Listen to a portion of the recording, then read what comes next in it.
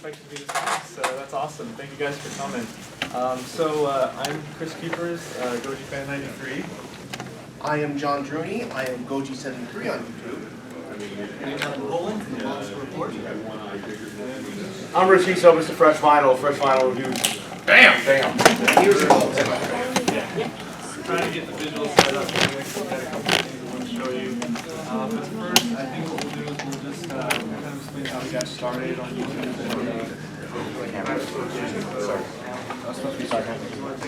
Alright, sure.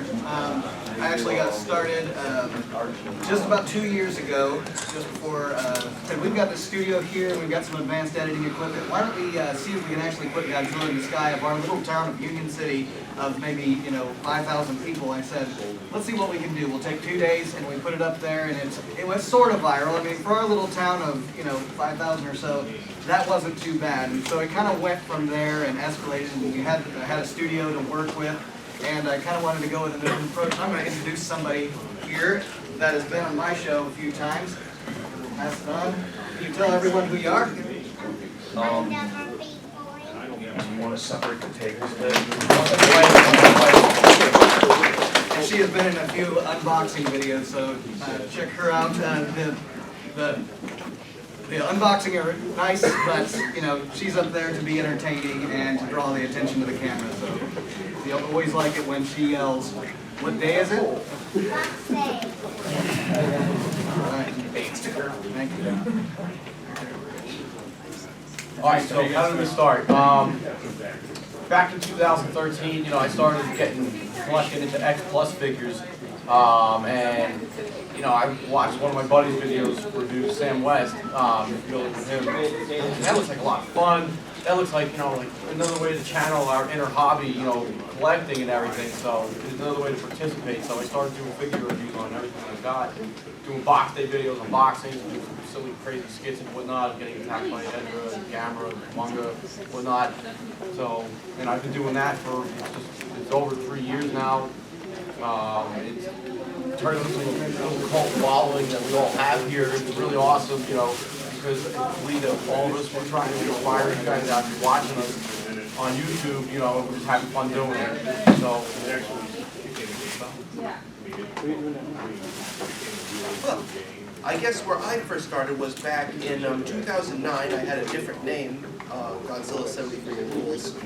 I originally started off doing a bunch of music videos to entertain a bunch of people with subject matter that nobody's really taking into account, like the old nostalgic factor, like Godzilla and Anguirus' friendship, for instance. Red King's Ferocity, for instance. I used to have a channel like that, and then it got shut down by Toho. And then I came back as Gojira 73 Rules, got shut down by Toho too.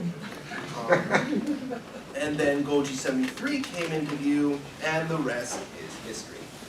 I've actually picked up a few things from my good friend here, Kyle, as well as my other friend and fellow YouTuber, Frank Montalbano, aka Ultraman Kronos, and I noticed that they used to do figure reviews on monsters they liked. And eventually, when I learned a few stuff about Ultraman as well, that's when I started implementing my own style of figure reviews, both with an informative as well as an entertaining value.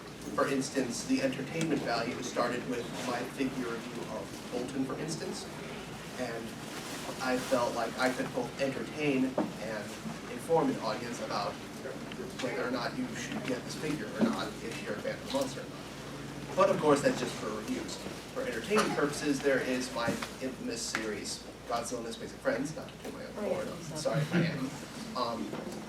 But again, learning and being inspired by my good friend Kyle and Frank, I wanted to have something to make of my own rather than just be another pretty face on YouTube. So, as a result, I wanted to make something that a lot of people always see Godzilla as sort of the metaphor of destruction and chaos and always rampaging. And everybody loves that about Godzilla, myself included.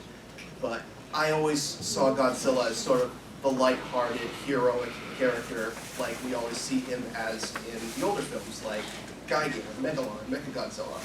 And I wanted to take my love for those old videos to make a series of my own out of it. And that's how Godzilla and His Amazing Friend was born. Because I wanted to show the world like the goodness of what the old films used to be like. And thankfully, thanks to all of you, it's been able to go on for as long as it has.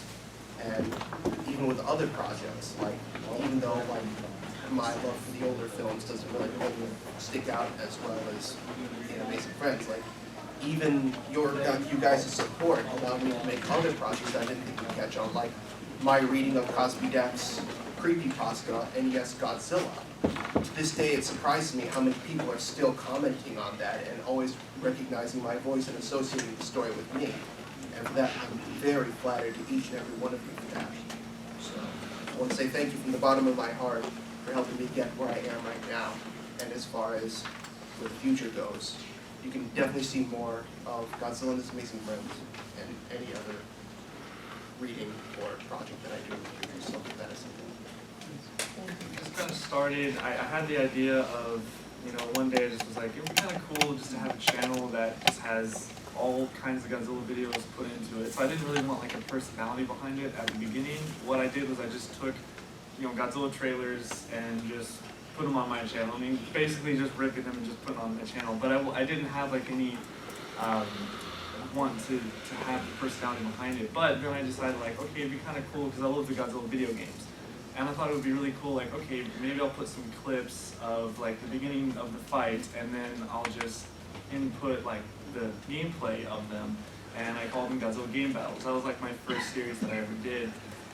And then ever since then I started doing top 10s, and then because of your guys' support, a lot of you guys started to come on board, and then it just started to blow up, and I just wanted then to continue doing all kinds of series, just doing whatever, top 10s, discussion videos, reviews, figures, movies, all this kind of stuff. And it like we've all said, it's because of your guys' support that we're up here, and I cannot thank you guys enough for just the crazy ride that it's been. I've been doing YouTube for like 3 years, and it's just been such a life-changing event for this. So thank you guys so much. And next we have a very special presentation from John. He just showed Godzilla and His Amazing Friends at the film festival, but we wanted to show it again here. And Richie is going to get that started. Now I don't know if audio is going to be, is it going to work? Okay. And I think It's just a not very well written, blob trying to take control of Godzilla, like. yeah. The pacing. What is your favorite suit in the entire Godzilla franchise? 84 as well. Yep. Did you say your yeah. Sorry. My favorite suit, Mega Rogoji, the one used from 73 to 75. 1964 Mosugoji. Actually, I'm a big fan of 62, actually. You in the back? What's your least favorite Godzilla monster?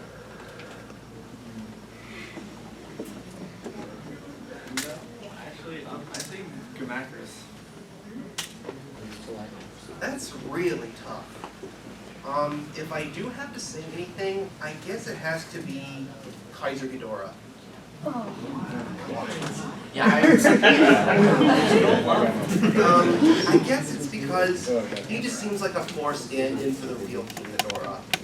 Monster X, I like the design, but King Ghidorah just has a whole bunch of contradictions to its design that makes it seem a little discombobulated. So for me, I guess if I have to say a least favorite, it has to be Kaiser Ghidorah. I agree with John. Kaiser Ghidorah. I don't see the point in the wings. Couldn't fly. It was 4 legs. Just kind of worked for Death Ghidorah in the Mothra film. But like if you're gonna bring King Ghidorah back into the 50th anniversary Godzilla film, bring him back, not some abomination elephant-looking thing.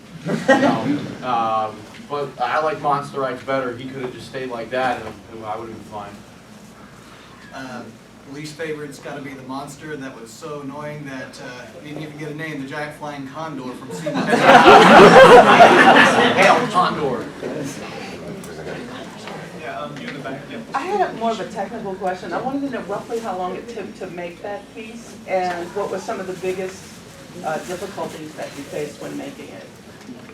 Well, technically speaking, well, altogether it took about 1.5 years to put together, but if I really had to sit down and put it all together, I'd say about, like nonstop, I'd have to say 6 hours, like 6 months.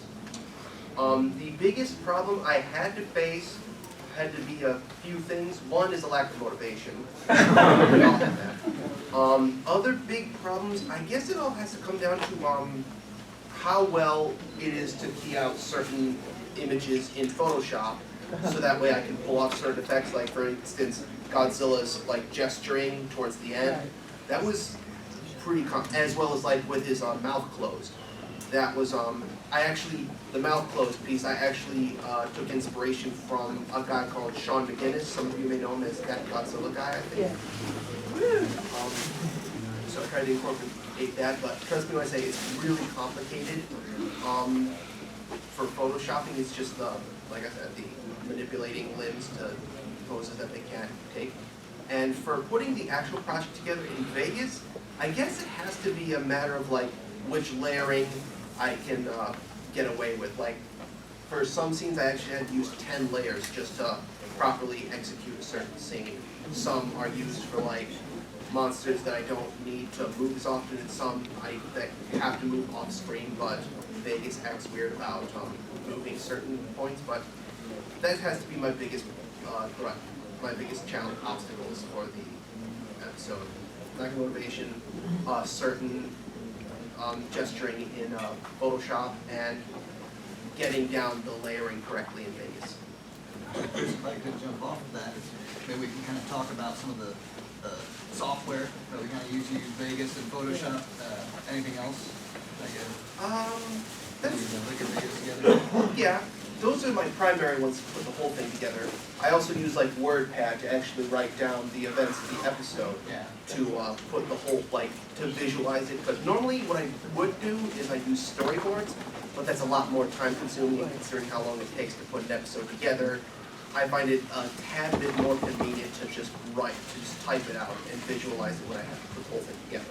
So it takes planning to put something like that together, because it's not just something you decided one day I'll do this and then I'll see how it goes. Well, you actually planned it out from beginning to end and had it all, and tells the story without words, which is great.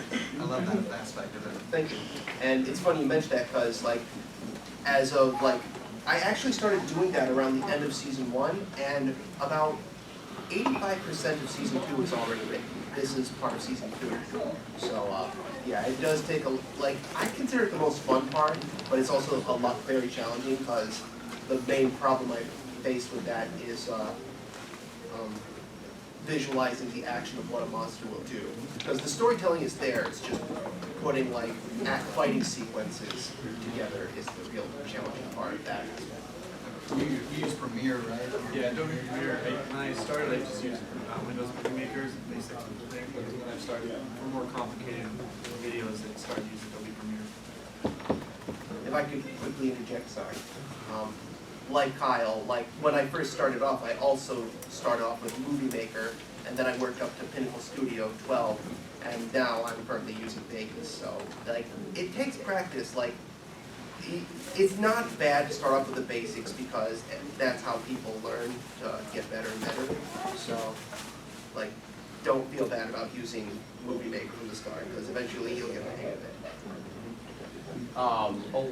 I did some videos like 10 years ago using Movie Maker on Windows. Once I started getting into Godzilla reviews, I started using iMovie, and I'm going to be upgrading to Final Cut Pro 10 soon. But you know, you use the program that you're using to do the editing until you feel like you've maxed yourself out with it, and then it's time to step it up to something different. You know, to bring your videos to life a little bit more. I use Final Cut Pro 10 actually, and a lot of the same software these guys are using too. You know, the Adobe Effects, Photoshop, and Apple Motion is another good one to get out there. But obviously, just keep pouring money into something. You know, it can get pretty pricey. What is your least favorite movie? I know a lot of them have different appreciations.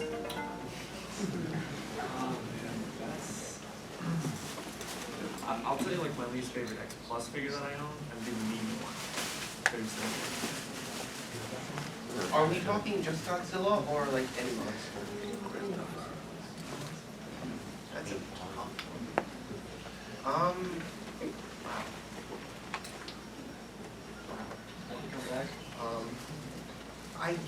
Yeah, I'm gonna have to give it to you. Alright, if I had to pick from, because I have a couple different lines I collect, probably one of my least favorite X pluses would be the 25 centimeter Godzilla 62. His face is just off. But man, my least favorite. Okay, but you can talk about the anchors. I don't really say what I own, you know, because it's a ridiculous topic, you know. Me and you've talked about Oh, such yeah. a bit, but it's a good topic. Pass. Yeah, I'm not going to down too many figures because I love them all. You know, I even have some for my kids. So if you were to say they were my least favorites because they're not, you know, put on my shelf, some of the 2014, you know, plastic ones you find in like the Walmarts and stuff. Yeah, I'll give those to my kids. So they're not in my collection. My kids play with them. So I guess if you were to say they're my least favorite, those would be it. The ones like the tail lashing ones and whatever. They're okay for what they are. I think I finally got one. Sorry, but I think my least favorite, after some contemplating, has to be the Bandai Nars, and from Ultra 7. And I say that because, in comparison to like one of those wooden snake toys that you can find at like a dollar store that you can like move it like that, I was kind of expecting Nars to do the same thing, and lo and behold, he doesn't. So I guess he has to be my least favorite for now. I know concerning Goji fans' films, and I know most of you probably want to be aspiring filmmakers sometime, concerning Space Godzilla and Wrath of the Hybrid, which is coming up, do you guys have any favorite shots or anything particular you like about the cinematography in any of the films? In like in the fan films I've worked on, or just Or overall? anything you like to replicate from like maybe a show at high side? Probably just the scale with like camera angles looking up and just having slow moving, just making it look massive. Those are the kind of shots that I really like. Like far distance shots too, just to show the size of him. Those shots are really like. Where do I get my angling from?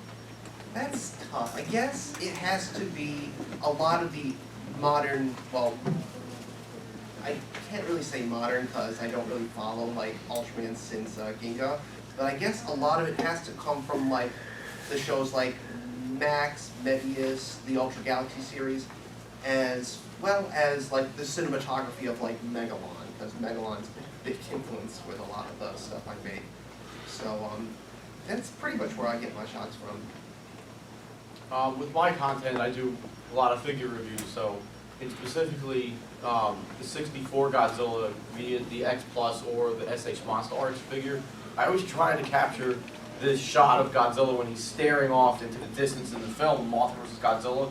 When Mothra's coming in, Godzilla's just like staring, pissed off, you know, and he's got his eyes narrowed down and whatnot. So there's a couple shots I've taken with my 64 figures to try to recapture what we saw in the film. And I try to do that with pretty much any of the figures I review when I'm taking my photographs.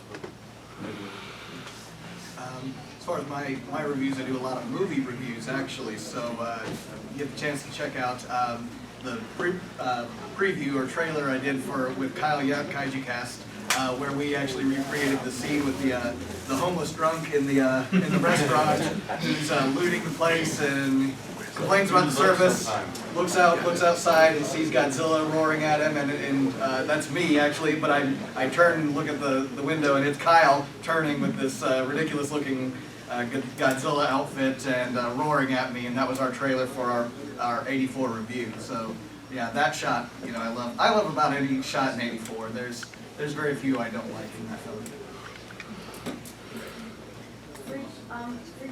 What inspired you to do creepypasta? What's my That's a really good question. What inspired me primarily is the fact that nobody's ever touched it before, but also the general idea of creepypasta. I always see it as just people just trying to create shock value content of a lot of stuff out there. Because when you look at a lot of popular creepypastas, like a lot of them are focused on family-friendly content like SpongeBob, My Little Pony, Sonic the Hedgehog, Pokemon, just name a few. It's all focused on just shocking the audience with blood and gore and horror and demons and all that. And in comparison to all those that I have seen and heard of, Godzilla really fascinates me because that is a franchise that can be goofy one moment and very serious the next, with like the original 54 movie, for instance. That's super serious, and like Megalon, that's like a really fun, loving movie. And it just fascinates me that somebody could take something as generically shock value-ish as creepypastas and try to attempt going with something that can be taken very seriously as Godzilla. So that's also what inspired me, the challenge that somebody could take something serious and try to add something more dark to it. So that has been my inspiration to doing the reading, because one is because of bragging rights, not to brag, but also the challenge that it poses. Like, can something Godzilla related be scary enough to like be a horror movie? So yeah. Sorry? We're at the end of the epilogue of the creepypasta. You like the games looks like that's one of mine. Can you say that last line one more time? I don't have it written down somewhere. If I had a piece of dialogue, I totally would. But I can say one. I could say a line from Reddit. Okay.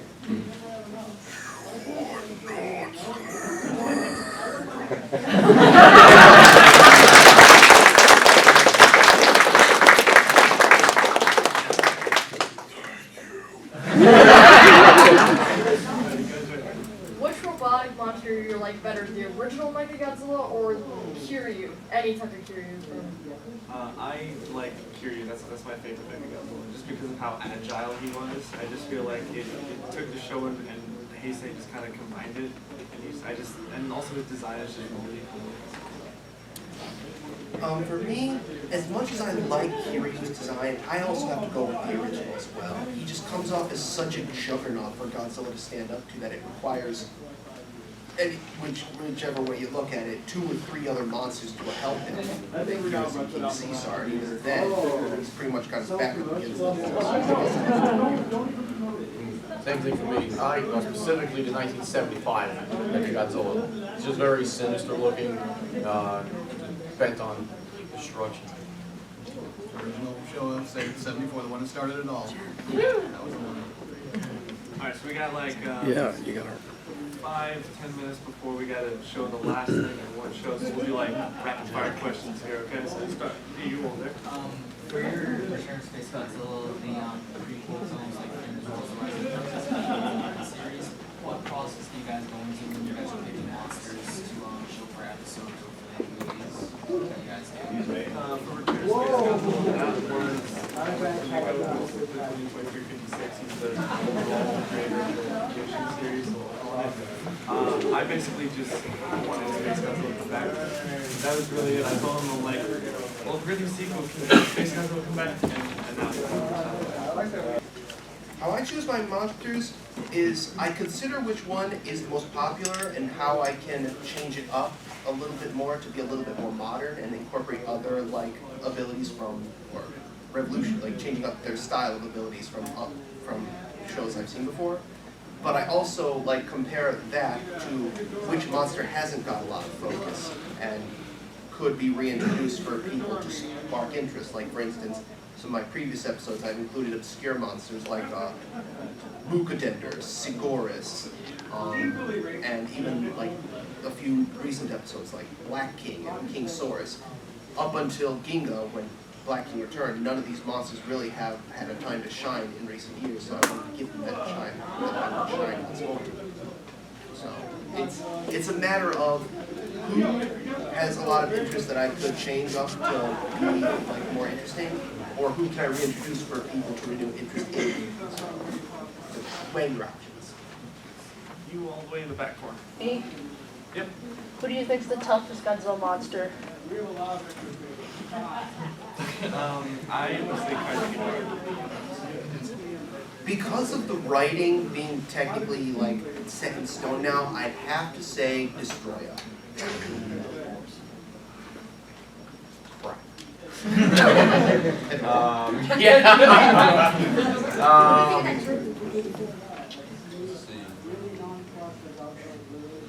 Ask.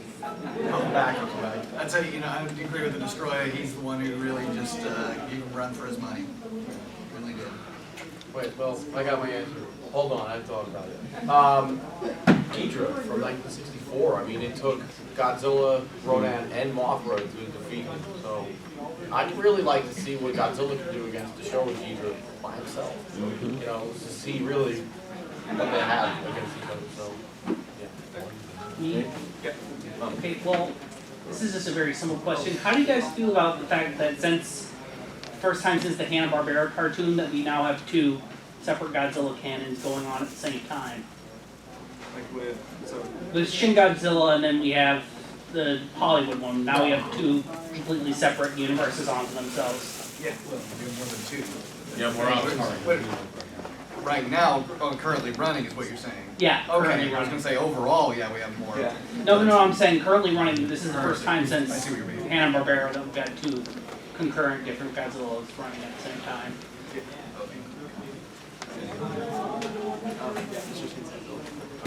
It's just, what you gotta do is you just gotta make sure how you make the video.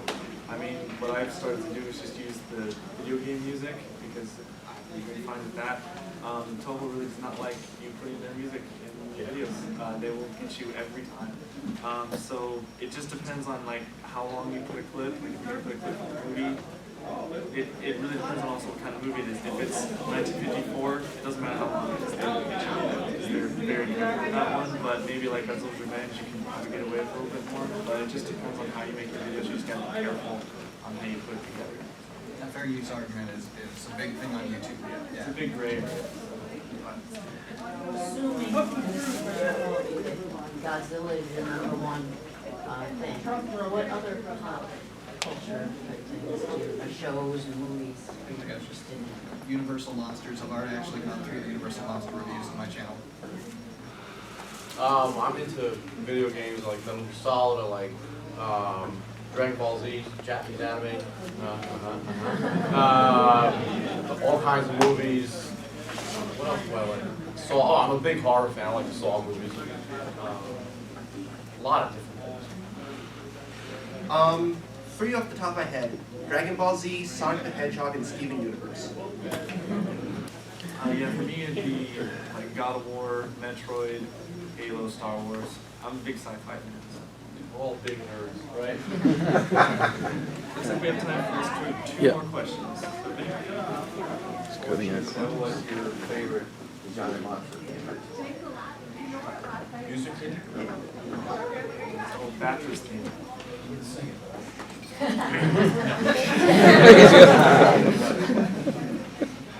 Without going straight to Godzilla's theme, because everybody loves that, my two favorite themes has to be Sacred Springs from Godzilla, Mothra vs. Godzilla, as well as the music I used for Godzilla and Black King's fight scene that was introduced in King Kong Escapes. There's something about that that music just comes off as really catchy, and it really like fills up the adrenaline when listening to it.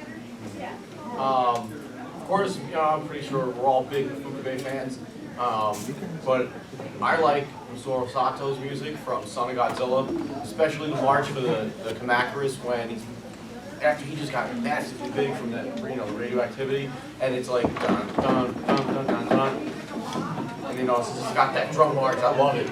Love it. It's a Symphonic Fantasia 3. At the end of it, you got that Mysterious theme, which is a great way, as we with the concert last year, Symphonic Fury, how John and the crew ended that concert with Fantasia 3, and it ended with that Mysterious theme. It was just the big finish that got the crowd roaring. Alright, we got time for one more question, so let's see. Godzilla. Do you guys have any predictions for Shiva here? We need a whole panel for that. Quickly, I just think, I hope it's going to be as dark as 54 in this series.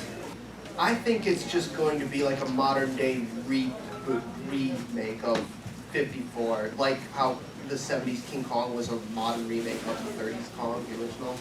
So that's what I think it's going to wind up being. I'm trying to be optimistic, while cautious. I hope it's dark, serious, and has a good story behind it. You know, especially work with the design, as we've all seen. I think cautiously optimistic is the way we probably all agree that, you know, we're really hopeful that this is going to launch into a new franchise, taking Godzilla in a new direction, but in a way that gives tribute to the original, but also gives a new filmmaker the chance to really shine with that, instead of just doing maybe the same formula over. This is kind of his approach to that, and the crew's approach. I shouldn't say it's always one person's filmmaking vision. Even 2014 was not one man's filmmaking vision. So we were optimistic with 2014. It's kind of mixed with the reviews, but when it really comes down to it, are you paying tribute to what the monster is? A creature of destruction, and in some ways he's our hero. In some ways he's our villain. He's a little bit of everything, and of course the fans love him. So cautiously optimistic.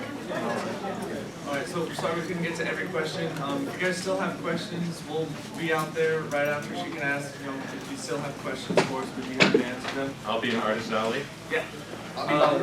For the last 5 minutes, we do want to present you guys with the premiere of the trailer of Godzilla Wrath of the Hybrid for you guys.